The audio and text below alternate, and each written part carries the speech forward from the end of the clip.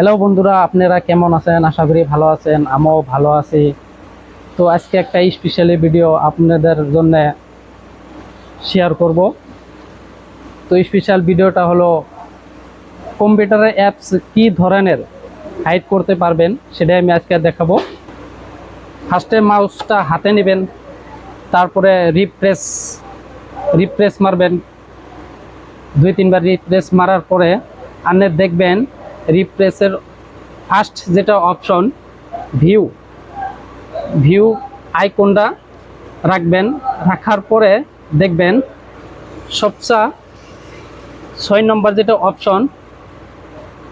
অপশনটা tick mark আছে, tick মার্কটা উঠাই দিবেন।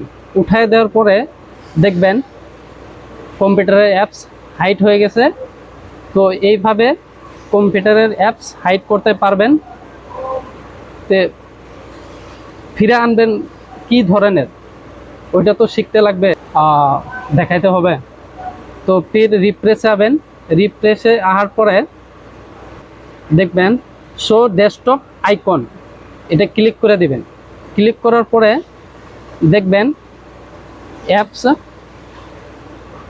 কমপ্লিটলি সব অ্যাপস কম্পিউটারে এসে গেছে, আপনারা দেখতে পাচ্ছেন। বন্ধুরা, কম্পিউটারের অ্যাপস কী ধরনের হাইড করতে হয়, হাইড ছাড়াতে হয়, তো আপনাদেরকে দেখিয়ে দিলাম ভিডিওর মাধ্যমে। তো আমার ভিডিওটা যদি ভালো লাগে লাইক করবেন, শেয়ার করবেন, সাবস্ক্রাইব করবেন।